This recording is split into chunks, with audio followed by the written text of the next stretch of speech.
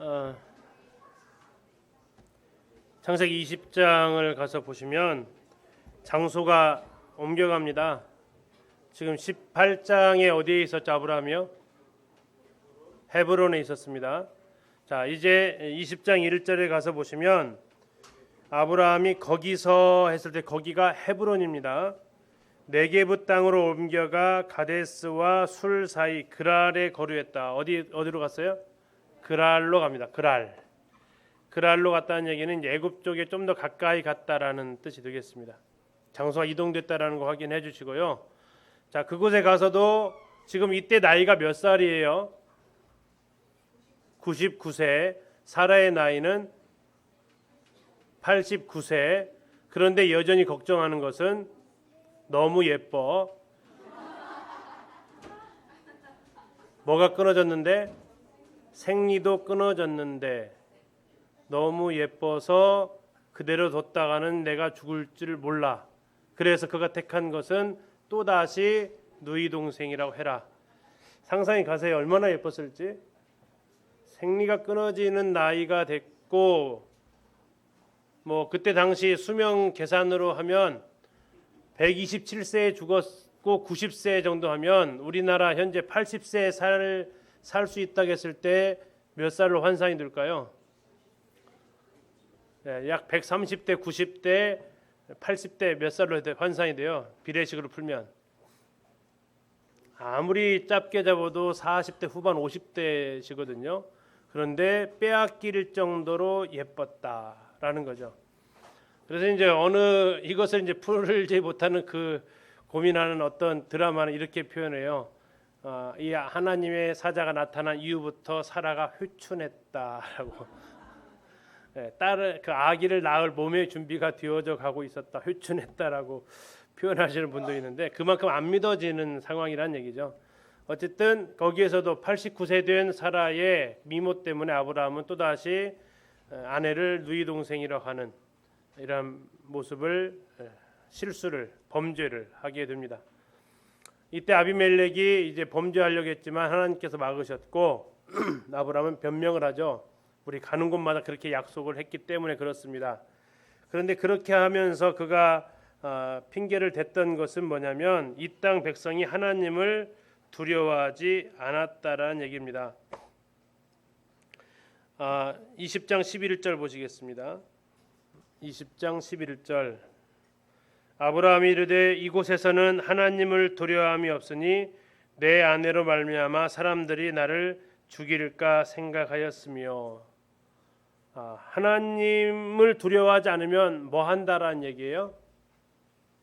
사람을 마음껏 죽일 수도 있다라는 겁니다. 하나님을 두려워하지 않으면 사람한테 함부로 하더라라는 거예요. 하나님을 두려워하지 않으면 무법천지가 되더라는 얘기예요. 아브라함의 궁색한 변명이지만 어쩌면 이것은 사실입니다. 우리가 하나님을 두려워하지 않을 때 사람들한테 어떻게 해요? 마구 대합니다. 나보다 조금 지위가 낮거나 나보다 조금 가난하거나 힘이 없거나 하면 요즘 말로 갑질을 해대죠. 왜요? 이것은 뭐예요? 하나님을 두려워함이 없는 거라고 아브라함은 이야기를 합니다. 자, 이때 이제 아비멜렉은 은천계로 사라의 수치를 가리게 해주죠. 참 아브라함은 부끄럽게 부자가 되죠. 두 번 애굽 가서도 그랬잖아요.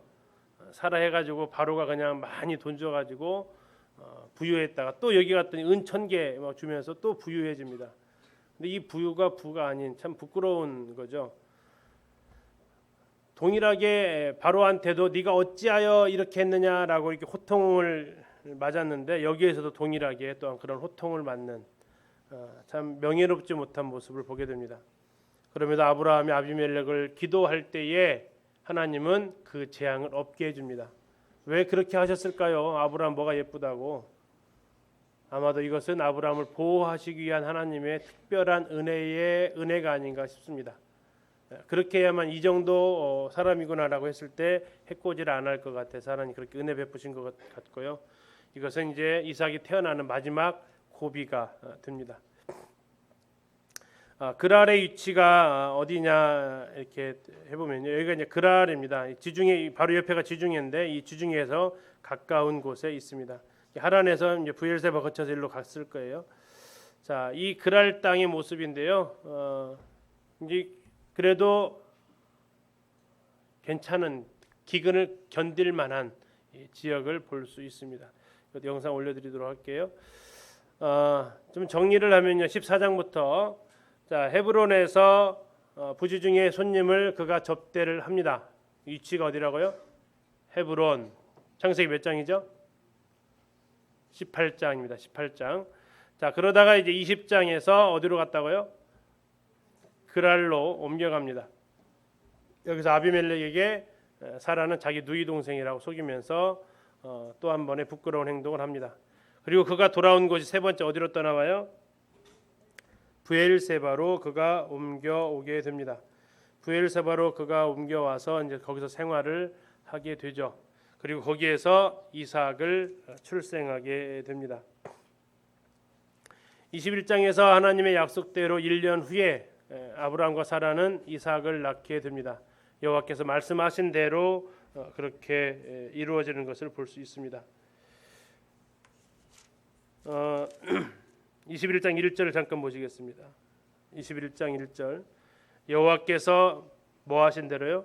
말씀하신 대로 사라를 돌보셨고 여호와께서 말씀하신 대로 사라에게 행하셨습니다.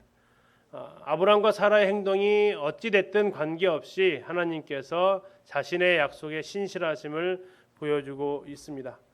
100세에 그 아들을 낳았고 난 지 8일 만에 할 일을 행하고 이름을 이삭이라고 짓습니다. 그러면서 이렇게 합니다.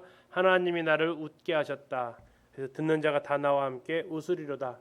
이삭은 웃음으로 시작해서 웃음으로 마무리되는 인물 같습니다. 그런데 문제가 생깁니다. 젖되는 날 3살 때가 됐을 것으로 보통 추측을 하게 되고요. 큰 잔치를 베풉니다. 그런데 사라가 보니까 16살짜리 아이하고 3살짜리 아이가 놉니다. 그런데 싸우다가 갑자기 이삭이 아마 앙 하고 왔을 거예요. 예. 저희도 이제 강훈이 예림이 놀다가 가끔씩 예림이가 앙 하고 오거든요. 왜 그런 일이 벌어지죠? 예, 같이 놀다가 이제 힘이 세니까 자기 마음대로 하니까 이제 나는 힘 없으니까 억울한 거죠. 16살짜리 이스마엘하고 3살짜리 이삭이 노는데 뭐 그냥 그려지는 그림 아닙니까? 앙하고 오니까 이삭을 바라보는 사례. 근데 그 표현이 참 재미있어요. 누가 본즉이요? 사라가 본즉 이렇게 나와요. 사라가 본즉. 21장 9절 보세요. 사라가 본즉 아브라함의 아들 애굽 여인 하갈의 아들이 이삭을 놀리는지라. 누가 봤다고요? 사라가 본즉. 만약에 하갈이 본즉 이렇게 했으면 뒤에가 어떻게 바뀌었을까요? 하갈이 본즉 우리 둘이 잘 놀았더라 했겠죠. 뭐 아니면 이삭이 많이 까불더라 했겠든지. 근데 사라가 본즉 하는 거예요. 사라가 본즉 이삭이 자기 이스마엘에게 놀림 당하고 막 울고 이렇게 상황 보니까 속이 굉장히 불편했죠. 그래서 어떻게 합니까? 또 아브라함한테 찾아갑니다. 내쫓아라, 내쫓아버려라 라고 하죠. 자, 그리고 아브라함은 하나님 어떻게 합니까 했더니 사라의 말을 들어라 라고 합니다. 참 냉정하죠. 사라의 말을 들어라, 내쫓아라 라고 합니다. 근데 이것은 갈라디아서 나중에 신약에 와서 갈라디아서에 그대로 하나님의 귀한 진리를 드러내는 예화로 사용이 되어집니다. 육신의 자식입니다. 아브라함은요, 이삭은요, 언약의 자손이에요. 하나님의 약속의 자손이에요. 하나님의 말씀대로 된 거예요. 말씀대로 된 것. 말씀의 아들이면 육신의 자식은 어떻게 된다고요? 내어 쫓아야 된다는 얘기예요. 이것은 이 실제 사건도 되지만 오늘날 우리에게는 이것은 우리 삶에 굉장히 중요한 교훈으로 온다는 얘기죠. 내 육신적인 생각하고 하나님의 말씀하고 충돌이 되어지면 어떻게 해야 된다고요? 육신을 쫓아내야 된다고요. 육신을 쫓아내는데 아브라함의 특징 어떻게 쫓아내요? 즉시. 어떻게 합니까? 아침에 일찍이 일어나서 내어 쫓습니다. 참 매몰찬 것 같이 보이지만 이것은 어쩌면 우리를 위한 기록입니다. 하나님의 말씀하고 내 육신의 생각이 서로 충돌되어질 때 누가 누구를 이기는 것 같이 보여요? 육신이 말씀을 이기는 저는 보여요. 이스마엘이 이삭을 놀리고 괴롭히는 것처럼 보인다고요. 그럴 때 우리가 과감히 해야 될 것은 뭐라고요? 육신의 생각, 육신의 열매는 내쫓아버리는 거다. 그리고 하나님 말씀대로 우리가 따라가야 된다는 것을 갈라디아서에서 보여주고 있습니다. 그리고 나서 이제 21장은 이렇게 되고요. 그 22장은 이스마엘은 쫓겨난 반면 이삭은 하나님 앞에 드려지는 것으로 나타납니다. 그 다음 단계 그거예요. 그래서 하나님 말씀에 순종하는 삶을 살아가는 단계가 22장이 이어집니다. 하나님 말씀과 육신이 싸우고 있을 때 하나님께서 우리에게 요구하시는 것은 육신을 내어 쫓으라는 얘기고, 그리고 이 하나님 말씀대로 우리는 22장에서 순종해 하나님 앞에 드려지는 삶을 살 것을 연결해서 우리가 볼 수 있습니다. 그리고 이제 하나님께서 아브라함과 아비멜렉이 또 언약을 맺게 하는데 브엘세바에서 또 한 번의 언약을 맺습니다. 아비멜렉이 이번에는 찾아옵니다. 21장 22절 보시면, 그때 아비멜렉과 그 군대 장관 비골이 아브라함에게 말하여 이르되 네가 무슨 일을 하든지 하나님이 너와 함께 계시도다. 이것을 본 거죠. 그래서 이곳에 와서 두 사람이 서로 맹세를 합니다. 상호 불가침 조약을 맺게 되고요.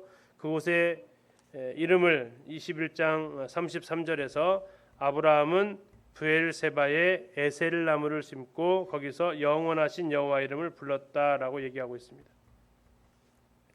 영원하신 여호와 이름을 불렀던 곳 브엘세바가 이제 성경에 나오는데요. 이 바란 광야는 누가 살았던 곳이라고요?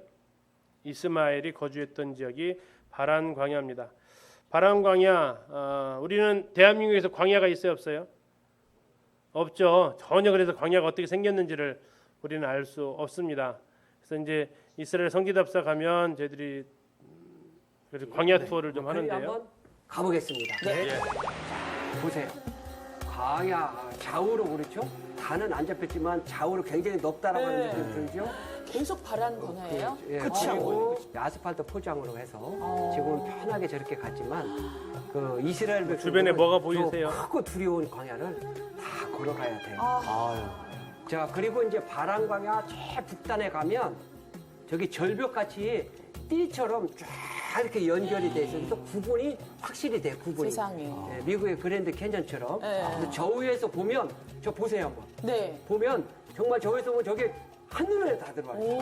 크고 두려운 광야라는 게 네. 지형을 한번 보세요. 와. 한눈에 그냥 경계선에서. 계속 나와, 계속 나와. 그렇죠. 예? 저기 지나가는 사람은 힘들겠지만 절경이네요. 대박. 예, 보는 것은 좋죠. 살려면 참 고민이 많이 들어가는. 아까 이제 요 멘트에 나왔지만 크고 두려운 광야라고 이 모세오경 뒤에 우리가 나중에 이제 보게 될 겁니다. 정말 뭐 그늘 하나 없고 풀 한 폭이 구경하기 어려운 이곳에 이스마엘이 이제 바란 광야로 들어가서 살다가 에돔의 시조가 되죠. 그리고 언약을 맺었던 곳 브엘세바입니다. 텔 브엘세바, 아브라함의 그 거주지. 저희들이 도착하면 이제 이쪽으로 해서 이렇게 올라가게 되면 여기 지금 지붕 씌워진 것이 잠깐 보이는데요. 이게 지금 지붕 씌워진 게 보이는데 이게 지금 이제 우물입니다. 우물. 성문 바로 입구에 이제 우물이 있고 이게 이제 쭉 들어가면 주거지가 이렇게 있습니다. 그리고 이쪽으로 들어가면 이제 저수조, 물을 모아놓은 저수조가 이렇게 있습니다. 이제 맹세의 우물, 아비멜렉 여호와께서 아브라함과 함께 하시는 보고 아브라함과 맹세했던 곳 브엘세바. 이 브엘세바의 뜻은 맹세의 우물 또는 7개 우물이라는 뜻을 또한 가지고 있습니다. 브엘세바에서 무슨 나무 심었다고요? 에셀 나무를 심었다고 말하고 있습니다. 이 브엘세바에 지금도 에셀 나무가 이렇게 심어져 있습니다. 사이즈 비교하시라고 그 나무 앞에서 한번 찍어봤어요. 굉장히 큰 나무가 이렇게 세워져 있죠. 나무 이파리의 모습입니다. 뭐 닮았어요? 측백이나 있던 향 이쪽 그 나무 닮았죠. 그런 형태의 나무인데 이것을 한번 맛을 보라고 해서 맛을 봐봤어요. 어떤 맛이 나요? 짭짤한 맛이 납니다. 내년에 가시는 분들은 따셔서 직접 한번 식감을 느껴보시죠. 정말 어떤 맛이 나는지. 자, 22장으로 가셔서 이제 모리아 땅으로 다시 등장하게 됩니다. 여호와 이레 무슨 뜻이죠? 여호와의 산에서 준비 드리라라는 뜻입니다. 하나님께서 아브라함을 시험하셨다라고 나와 있습니다. 시험하시는 이유는 더 큰 복을 받을 준비가 됐나 안 됐나를 알아보기 위한 것입니다. 복 받을 준비가 되어야 줄 수 있기 때문에 하나님은 그릇을 확인하는 작업이죠. 이것은 우리를 시험은 테스트가 있고 템테이션이 있습니다. 템테이션은 유혹하는 거죠. 죄를 짓도록 하는 게 목적이 템테이션이라면 이 테스트는 복을 주기 위한 목적은 테스트가 됩니다. 하나님은 이제 복을 주기 위해서 그들을 아브라함을 시험하시는데 내 아들 내 사랑하는 독자 이삭을 번제로 드려라. 사랑이라는 단어가 성경에서 처음 나오는 장면이 여기입니다. 여기에서 사랑이라는 단어가 처음 나와요. 예배도 여기에서 이제 처음 5절에서 나오는데 여기는 굉장히 그래서 중요한 의미를 가지고 있습니다. 역시 아브라함은 하나님의 명령이 떨어지자마자 어떻게 합니까? 3절에 보니까 아침에 일찍이 일어납니다. 그리고 이삭을 데리고 출발합니다. 종들과 함께. 자, 거기에 며칠간에 걸리냐면 4절에 보니까 제3일에 이렇게 나와 있습니다. 자, 여기까지 길이 약 한 90km가 약간 안 되기 때문에 보통 하루 길이 30km 정도 됩니다. 30km 걸려서 갔기 때문에 아마 마지막 숙박지는 베들레헴에서 잠을 잤을 겁니다. 베들레헴에서 잠을 자고 이제 10km 정도 더 가서 모리아 땅에 도착을 했겠죠. 그리고 거기에 가서 하나님께서 지시하시는 곳으로 가게 되는데 아까 말씀하신 대로 여기가 성전이 있었던 자리고 예수님의 십자가가 있었던 자리가 이 땅입니다. 모리아 땅. 자, 종들에게 얘기하죠. 아이와 함께 예배하고 우리가 너에게로 돌아오리라 라고 합니다. 우리가 돌아오겠다. 나 혼자 오겠다고 하지 않습니다. 이거 히브리서에서는 이것을 하나님께서 다시 내가 죽이더라도 살리실 것을 믿었다라고 아브라함의 믿음을 칭찬하고 있습니다. 올라가는 길에 이삭이 묻죠. 번제할 어린 양은 어디 있습니까? 하나님이 친히 준비하시리라. 자, 이삭이 올라갈 때 뭘 지고 가죠? 얼만큼 됐을까요? 번제에 쓸 나무래요. 사람을 다 태워야 될 나무예요. 그러면 그 양이 얼만큼 될까요? 엄청난 양입니다. 어느 분은 많이 저 정도 태우려면 한 100kg는 돼야 된대 나무 양이. 사람에 따라서 다르겠죠. 체격에 따라서. 이게 몇 살이라고요? 10대로 결코 볼 수 없다라는 거예요. 20대 이상의 청년이었을 가능성이 훨씬 더 많다라는 겁니다. 혹자는 얘기하죠. 이 사건 이후에 바로 사라가 돌아가시거든요. 쇼크 먹었다라고 얘기하시죠. 127세에 돌아가세요. 그러면 이삭은 37살에 어머니가 돌아가시는 거예요. 그러면 그 언저리일 수도 있다라고 얘기까지 합니다. 정확한 나이가 나와 있지 않게 추론하는 건데 번제 자기를 태워버릴 나무를 지고 올라갔다는 얘기는 꽤 많이 지고 올라갔을 나이라고 우리가 추론할 수 있습니다. 하나님께서 준비하실 것이다 라고 얘기하시고 이제 이걸 통해서 하나님께서 네가 나를 경유하는 줄을 깨달았다라고 얘기하십니다. 가장 소중한 사랑하는 아들을 드리는 걸 보니까 네가 나를 경유하는구나. 그래서 로마서 5장 8절에서는 하나님께서 우리가 알기를 원하신다는 얘기죠. 내가 가장 사랑하는 아들 독자 예수를 줄 테니까 너희가 뭘 알기를 원한다고요? 내가 너희를 사랑하는 줄을 알아라. 우리는 하나님 앞에 가장 소중한 것을 드림으로 하나님 경외합니다라고 고백한다면 하나님은 가장 소중한 것을 주심으로 우리에게 뭐라고 고백하신다고요? 내가 너를 사랑한다라는 고백을 하신다는 겁니다. 거기서 다시 예수님께서 나타나시게 되고 여호와의 사자가 예수님을 보여줍니다. 다시 한번 언약을 맺습니다. 내 씨로 말미암아 천하 만민이 복을 받게 될 것이다. 그리고 나서 이제 나홀의 후예인 그 자손들을 얘기하는데 이때 이제 리브가가 24장에서 등장해야 되기 때문에 거기에 대한 미리 가계도를 이야기를 하십니다. 22장 23절을 잠시 보시면요. 22장 23절 이 8사람은 아브라함의 형제 나홀의 아내 밀가의 소생이며 부두엘은 누구를 낳았어요? 리브가를 낳았습니다. 리브가가 앞으로 등장할 것을 미리 암시해주고 있고요. 자, 이 모리아산에서 있었던 그 수풀에 걸린 양이 있습니다. 수풀에 걸린 양.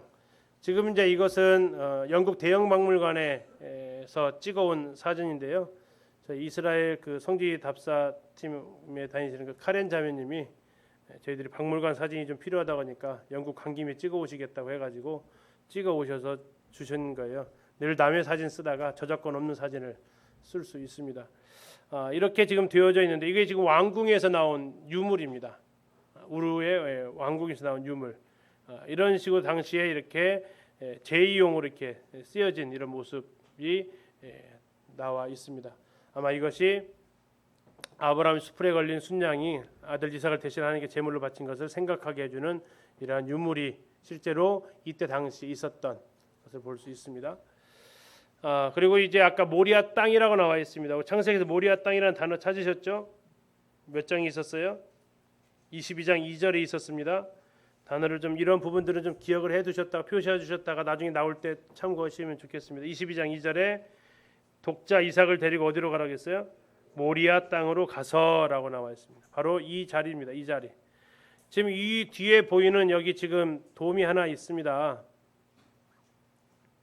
여기 돔이 하나 있죠. 회색 돔이 하나 있죠. 여기가 지금 성묘 예수님 묻히셨다는 그 무덤 자리가 되겠습니다. 이쪽이 이제 황금돔이고 성전이 있었던 자리고 예수님 묻히셨던 무덤이 있던 자리로 추정되는 성묘교회가 여기 뒤에 있습니다. 저희들이 이제 비아 돌로로사 가면 이쪽으로 쭉 따라가지고 여기까지 이렇게 새벽에 가기는 하는데요. 예수님이 달리셨던 곳, 성전이 있었던 곳, 이삭의 타작마당을 구입했던 곳, 이삭이 번제로 드려지려고 했던 이 장소, 멜기세덱이 아브라함에게 나타났던 땅, 전부 다 이 땅입니다. 예루살렘, 모리아 땅. 성경에서는 장 14장에서 사회 골짜기, 왕국의 골짜기라고 나오고요. 예물을 드렸던 거 방금 보셨습니다. 아라운의 타작마당, 그 재앙이 멈춘 곳을 기념해서 구입했고, 솔로몬이 성전을 지었고, 예수님의 그 당시에 헤롯 성전, 스룹바벨 성전이 있었던 자리고, 지금은 황금 모스크가 있는 자리입니다. 여호와 이레라는 단어가 복합으로 하나님에 대한 표현을 하고 있는데 처음 나옵니다. 이 단어 자체가 창세기에서. 그리고 그 이후에 계속해서 하나님에 대한 여러 호칭이 직접적으로 이렇게 등장하는 모습을 성경에는 이렇게 나와 있습니다. 뭐 우리가 잘 아시는 것은 아마 여호와 니시, 다음에 우리 김선주님 손자 로이, 여기 나오죠. 로이, 시편 23편에 나오는 로이. 다음에 이제 그 손녀는 여기 있죠. 여호와 이레. 이름을 잘 지셨죠. 이렇게 여호와란 이름과 복합적인 이런 단어들이 성경에는 기록이 되어져 있고요. 다시 정리를 하면 헤브론에서 손님 대접했고, 그러다가 그랄로 가서 너희 동생이라고 소개했다가 혼나고 브엘세바로 와서 여기에서 이삭이 태어나게 됩니다. 그리고 예루살렘 모리아산까지 올라가서 이삭을 번제로 드리려고 했다가 여호와 이레 하나님을 체험하는 것까지 이렇게 좀 우리가 보셨고요. 다시 끝나고 브엘세바로 돌아오게 되죠. 이 길이 이제 저희들이 베들레헴에 가면 보이게 되는 보아스의 밭이라는 추정되는 곳이 있는데, 이곳이 아마 이제 아까 말씀드렸죠. 브엘세바에서 예루살렘까지가 며칠 길이라고요? 3일 길. 마지막 숙박은 어디서 했을 거라고요? 베들레헴에 했을 겁니다. 이건 그 거리상으로 잠잘 때가 아무 데서 자는 것이 아니기 때문에 베들레헴이 만약 그 도시니까 여기서 자고, 아마 이 길을 따라서 보이세요? 나귀 타고 가는 이삭하고 아브라함하고 종들하고 보이세요? 믿음의 눈으로 이 길을 걸어갔을 때 어떠한 심정이었을까라고 이렇게. 왜냐하면 뭐 길이 뭐 이렇게 늘 바뀌는 것이 아니니까 이스라엘 땅에 가면 그런 장면들을 이렇게 떠올려 보게 됩니다. 어떤 길이었을까, 어떠한 장면이었을까. 이것이 성경 우리가 조금 더 입체적으로 볼 수 있는 하나의 방법일 수 있습니다. 자, 23장에서 사라가 돌아가십니다. 127세를 살아요. 그러니까 이삭이 37살까지 함께 살았던 모습을 볼 수 있습니다. 여자가 죽은 나이가 최초로 언급되어진 인물이 사라이죠. 이름을 바꿔준 여자 최초의 인물도 사라입니다. 물론 이름을 지어준 것은 하와가 최초이죠. 그러나 이름이 바뀌어서 불러준 사람은 사라가 최초입니다. 여기에서 이제 아브라함은 사라의 무덤을 이쪽 헤브론으로 올라와서 매장지를 삼습니다. 브엘세바에 있다가 또 다시 헤브론으로 왔다는 얘기, 왔다 갔다 했다라는 것을 확인할 수 있죠. 그곳에서 이제 매장지를 구입을 하는데 그 장면을 보면 좀 재밌습니다. 뭐 그냥 거저 가져가세요. 어떻게 그럴 수 있겠습니까? 그냥 제가 사겠습니다. 아니 그냥 한 비용이 한 400세겔 드는데 그냥 가져가셔도 된다니까요. 뭐 이런 얘기. 굳이 400세겔 얘기를 왜 해요? 달라는 거죠. 근데 아브라함은 400세겔이면 싸게 샀을까요? 비싸게 샀을까요? 아이러니는 비싸게 산 거죠. 비싸게. 비싸게 사게 됩니다. 바가지 썼죠. 그럼에도 불구하고 전혀 10원 한 장 깎지 않고 여기서 그냥 그대로 삽니다. 그럼 왜 샀을까? 왜 샀을까요? 하나님께서 주시겠다고 하셨던 땅이에요. 그러면 우리는 보통 생각하죠. 주시겠다고 생각하면은 뭘로 받을 거 생각을 해요? 그렇죠. 공짜로 받을 거 생각하죠. 그러나 하나님께서는 여기에서 우리에게 재물 얻을 능력을 주셨어요. 그래서 그것을 가지고 사는 거죠. 그래서 하나님 거 다 공짜라고 생각하는 것이 굉장히 쉬운데 그렇지 않습니다. 재물 얻을 능력을 주신 것이 하나님이시니까 그것을 지불하고 사는 것도 역시 하나님 은혜로 사는 거죠. 만약에 그냥 빌렸다면요, 그 땅에 자기 자손들 묻힐 수가 없습니다. 그래서 아브라함은 대가를 지불합니다. 그래서 나중에 여기에 야곱의 부부까지 맺히게 되고요. 또 하나님께서 우리에게 기업으로 주시겠다는 곳이 천국이죠. 천국은 어떻게 돼요? 공짜? 들어가는 것은 은혜로 들어가죠. 그 안에서의 삶은 지금의 삶이 결정한다고 얘기하죠. 우리가 이 땅에서 어떻게 살았냐에 따라서 그 나라에서 삶이 결정이 됩니다. 헤브론의 위치를 지도에서 이제 찍으실 수 있어야 돼요. 사해 바다 거의 가운데쯤에 위치하고 있다라고 도시를 좀 하실 수 있어야 되고, 헤브론의 뜻은 연합이라는 뜻을 가지고 있습니다.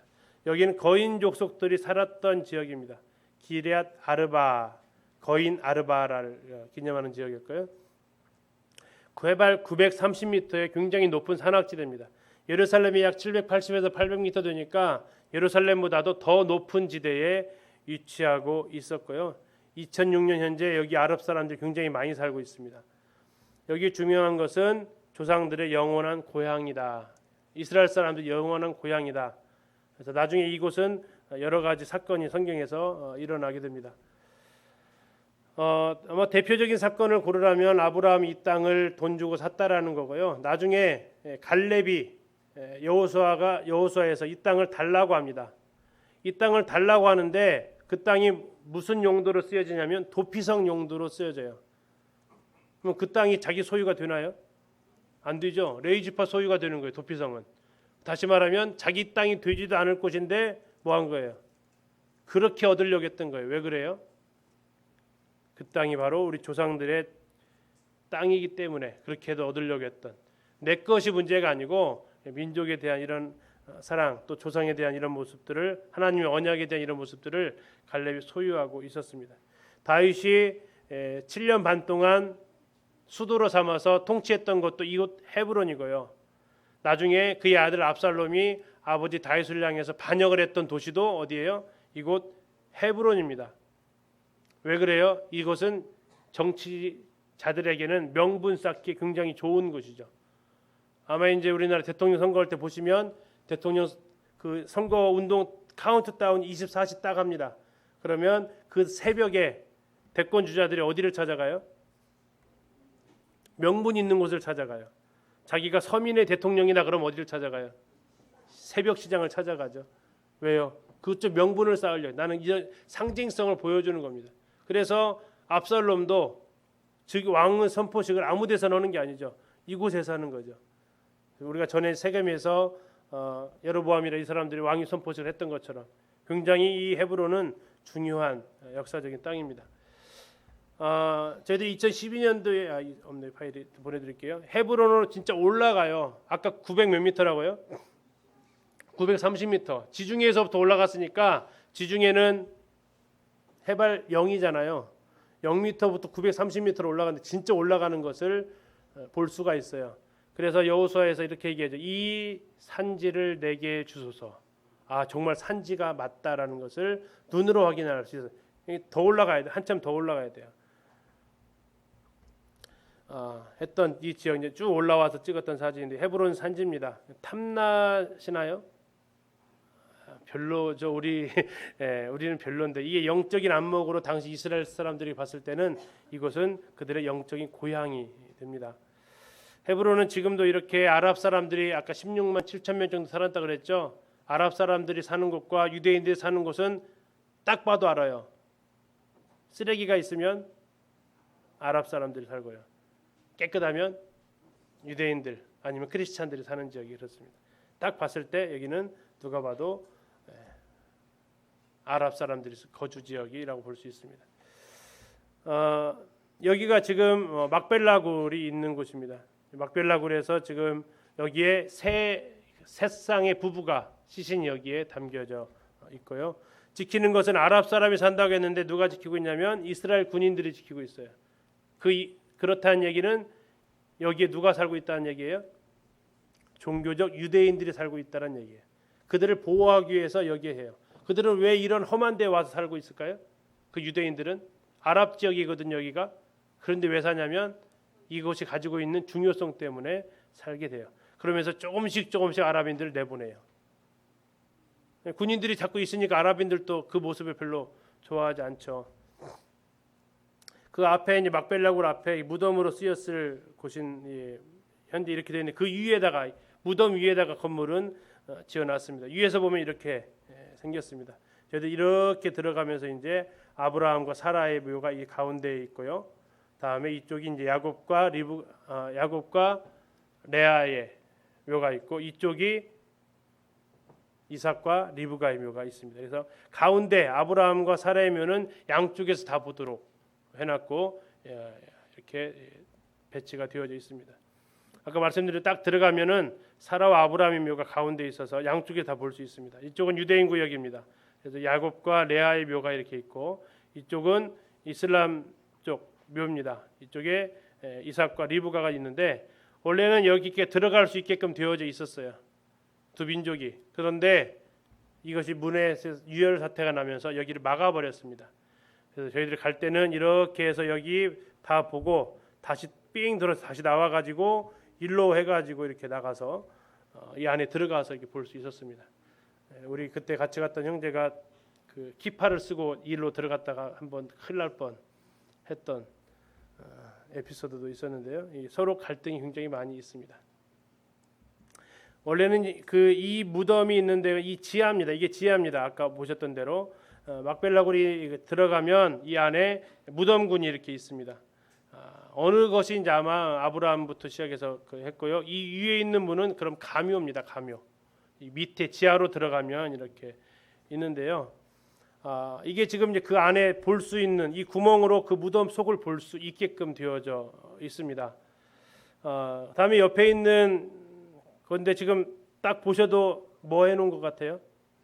막아놓은 거죠. 원래 들어가는 굴이 있었는데 갑자기 이제 이쪽 이삭 리브가 무덤을 이쪽 아랍 쪽이에요.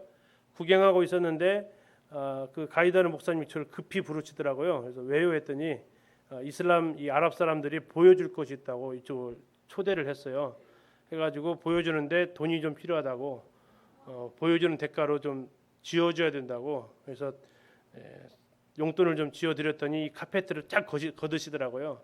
그러면서 여기를 딱 보여주면서 이게 이제 그 무덤으로 들어가면서 이게 분쟁이 이렇게 싸움이 있어가지고 여기를 아예 그냥 출입을 통제해 버린 증거라고 이거 보여주면서 돈을 달라고 했던 그 정도로 굉장히 중요하게 그들이 생각하는 지역 같아요. 지금도 이제 막발라굴에 들어가면 유대인들이 여기 아랍 지역입니다. 그럼에도 불구하고 유대인들이 여기에서 이렇게 성경을 읽고 있는 모습들을 볼 수 있습니다. 올려드릴 테니까 한번 보셔서 유대인들의 그 히브리어를 한번 들어보시면 좋겠습니다. 히브리어 들어가면 아브라함의 아버지 이게 뜻이 써 있는데요. 뭐 제가 읽어드릴 수는 없고 뜻은 이렇습니다. 우리의 아버지 아브라함 라는 뜻을 가지고 있고요. 다음에 유대인 쿼터에는 야곱과 레아의 가묘입니다. 가묘. 지속에 아무것도 없습니다. 무덤 형태만 있고 실제로 무덤은 지하에 있습니다. 다음에 이슬람 쿼터로 가면은 저기 리브가하고 이삭이 이렇게 묻어 있는 이것도 역시 가묘이고요. 아까 돈 주고 받던 데가 이쪽 뒤에 있습니다. 이쪽 뒤에 뒤에 있고요. 작년에 가서 놀라웠던 것 중에 하나가 이곳에 아브넬의 무덤이 있다고 정보를 가지고는 갔는데 어디 있는지는 몰랐어요. 보통 뭐 얘기해주지도 않았으니까. 근데 가다가 가이드한테 물어봤더니 여기가 기라고 하시더라고요. 아브넬의 사울의 군대 장관 아브넬이죠. 이스보셋과의 갈등 가운데 헤브론에 있는 다윗을 찾아왔다가 누구한테 죽죠? 요압한테 죽습니다. 그러면서 다윗이 아브넬의 시신을 어디에다가 장사 지내요? 헤브론에 장사 지내요. 이것은 어떤 의미를 가지고 있어요? 헤브론에 있는 아브넬의 묘입니다.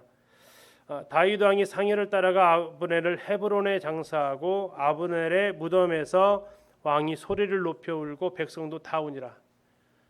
약속의 후손들이 묻히는 장소예요. 조상들의 묘가 있는 장소. 그리고 그 바로 옆에 아브넬을 장사 지내요. 그럼 이것을 바라보는 유대인들의 또 이스라엘 사람들의 그 가치관, 뭐 12지파 전부 다 아브라함의 후손들이니까 그들이 바라보는 가치관은 다윗이 아브넬을 죽인 것이 결코 아니다라는 그것을 한편으로 증명해 주기 위한 하나의 그런 모습을 생각해 볼 수 있어요. 헤브론에서 죽었으니까 여기다 묻혀주는 게 아니라 이것은 아무나 묻힐 수 있는 장소가 아니에요. 그래서 아브넬, 억울하게 죽은 아브넬, 내가 죽인 게 아니다. 결코 내가 죽이지 않았다 하면서 그 아브넬의 무덤에서 왕이 소리 높여 웁니다. 그러니까 백성들도 다윗이 이런 것이 아니구나라고 같이 하면서 정치적인 그런 굉장히 위험한 순간을 다윗이 여기서 이겨내는 이런 모습을 성경은 또 기록을 하고 있습니다. 이제 24장에서 이삭이 리브가를 아내로 삼는 장면을 볼 수 있습니다. 늙은 종에게 이삭이 아내를 데려올 것을 얘기합니다. 그래서 어디로 가요? 하란으로 다시 올라가게 됩니다. 거기 누가 살고 있죠? 나홀이 살고 있습니다. 나홀. 자, 그래서 내 고향, 내 족속의 여인 중에 세라. 지금 이 가나안 땅은 함족이 살고 있기 때문에 함족이 아닌 셈족으로 가서 약속의 후손 가운데서 아내를 삼으라라고 얘기합니다. 대신 이삭이 그쪽에서 안 온다고 하면요, 이삭을 데리고 갈까요? 아니다. 이 땅은 나와 내 자손에게 준 땅이기 때문에 이 땅을 떠날 수는 없다. 이 땅을 떠날 수는 없지만 거기에서 아내를 반드시 함족이 아닌 셈족에서 며느리를 취하는 것이 아브라함의 소원이었습니다. 그리고 이제 메소포타미아의 하란에 있는 나홀의 성에 도착하는데요. 메소포타미아가 상부가 있고 하부가 있습니다. 갈대아우르는 하부 메소포타미아고 하란은 상부 메소포타미아가 되죠.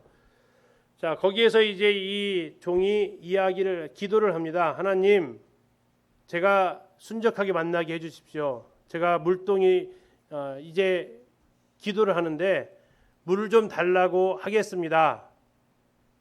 그럴 때 상대방의 반응이 예 드십시오 하게 되면 아니고 그 여자가 어디까지 얘기해야 돼요? 내가 당신의 낙타도 마시게 하겠습니다라고 해야 하나님이 주신 며느리감으로 알겠습니다. 낙타가 몇 마리가 먹었을까요? 낙타 몇 마리가 먹었어요? 24장 가서 보시죠. 24장 10절입니다. 이에 종이 그 주인의 낙타 중 몇 마리요? 10필. 자, 10필이면은 몇 마리예요? 한 필에 2마리씩인가요? 10마리지 않아요? 한 필에 1마리일 거예요. 네. 자, 결의소하고 착각하시는 것 같은데 한 결의가 2마리고요. 한 필은 그냥 하나 할 겁니다. 갑자기 헷갈렸어요. 자, 낙타 10마리가 물을 얼만큼 먹을까요? 한 동이 먹을까요? 네, 뭐 딱 봐도 어마어마하게 먹을 양인 것은 아실 겁니다. 그래서 대략 뭐 아무리 조금 먹어도 20리터 정도는 소모가 되니까 10마리면 200kg. 그런데 이스라엘의 그 하란의 물은 수도꼭지 틀면 나오는 물이 아니죠. 어떻게 해야 돼요? 두레박을 내렸다가 떠올리면 제가 많이 떠올려도 얼마큼 나올까요? 10리터나 될까요? 그러면 그걸 가지고 보통 우물은 밑에 있습니다. 그걸 다시 낙타 있는 데까지 옮겨다 줘야 되는 것을 계속 반복을 해야겠죠. 결코 쉬운 일이 아니죠. 그런데 이것이 왜 이렇게 했을까요? 현숙한 여인은 결코 허리가 가는 여인이 아닙니다. 네. 이때 당시에 이들은 결코 허리가 가는 여인을 현숙한 여인으로 보지 않습니다. 이 정도의 살림을 해 나갈 수 있는 인물이어야 됩니다. 아브라함의 그 가족의 동물들 가축을 돌보기 위해서는 이때 당시에 나중에 그 양치고 하는 것은 가까운 데는 여자들이 다 했던 일이에요. 몇 박 며칠로 양치러 가는 것은 남자들이 하지만 이 근처에서 물 먹이는 것은 전부 다 여자들이 했던 거고 모세 아내 십보라도 그와 같은 일들을 했던 것을 볼 수 있습니다. 어쨌든 그것을 리브가가 그대로 하게 되고요. 그리고 나서 리브가는 이제 누구의 아내가 되죠? 이삭의 아내가 됩니다. 이삭의 아내가 되면서 이삭이 40세에 리브가를 얻게 되죠. 이게 지금 이제 현재까지 남아 있는 하란의 고대 우물입니다. 이런 데서 물을 길어서 올려가지고 퍼야 되는 이런 모습을 볼 수 있습니다. 시간이 없어서 영상은 못 볼 것 같고요. 지금도 하란은 현재 사진입니다. 옛날 사진 아닙니다. 지금도 흙집에 이렇게 거하고 있습니다. 이 안에 들어간 영상도 있는데요. 나중에 보여드리겠고요. 환도뼈가 어디 뼈예요? 거기입니다. 만져보시면 되고요. 자, 여기 보면은 이제 아브라함의 아들 이삭하고 리브가하고 촌수를 한번 따져보려고 그래요. 자, 아브라함의 아들 이삭하고 나홀하고 아브라함 몇 촌이에요? 형제가이니까 2촌이죠. 자, 아브라함의 이삭하고 나홀은요? 3촌이죠. 아마 큰아빠 될 거예요. 큰아빠. 자, 그러면 나홀이 부두엘을 낳았어요. 부두엘하고 이삭하고는요? 4촌지간이죠. 부두엘이 딸이 리브가예요. 그러면 이삭하고 리브가는요? 5촌. 5촌입니다. 5촌 사이입니다. 5촌 사이. 왜 그러냐면 나중에 이삭도 리브가한테 자기를 뭐라고 부르라고 그래요? 오빠라고 부르요. 오빠라고 부르라고 해요. 5촌 오빠죠. 5촌 오빠. 한국적인 촌수 개념 이건 근친상이 아닙니다. 이때는 전부 다 친족끼리 결혼을 했던 시대입니다. 자, 이렇게 해서 24장까지 아브라함의 생애를 이렇게 좀 마무리를 좀 짓고요. 그 지도에서 지금 이 종이 한 장씩 얇은 거 받으셨죠? 거기에서 아브라함이 있었던 곳을 한 번씩 표시를 해가면서 나중에 해볼 겁니다. 이 책에 나와 있어요. 지금 가지고 있는 책에 아브라함의 생애 해가지고 쭉 지도 13군데 정도의 지명이 있을 겁니다. 그것이 있으니까 그 지도 그 습자지 딱 놓으시고 지역을 찾아가서 세겜, 베델과 아이 갔다가 애굽 갔다가 다시 베델로 와서 헤브론으로 갔다가 그 다음에 어디로 가요? 그랄로 갔다가 그 다음에 브엘세바 왔다가 예루살렘 모리아산 갔다가 다시 브엘세바 왔다가 다시 헤브론 갔다가 정신 하나도 없죠. 이런 식으로 이렇게 쭉 따라가면서 한번 체크를 해보시면 어떻게 동선이 이동되고 있는가를 한번 그 습자지를 통해서 이렇게 체크를 해보시면 좋겠습니다. 자, 그래서 이번 주에는 몇 장부터 몇 장까지 읽으셔야 돼요? 분량이 좀 늘어났죠? 15장부터 24장까지 10장을 읽어주시면 되겠습니다. 네, 기훈님 기도해 주시고 오늘 마치도록 하겠습니다.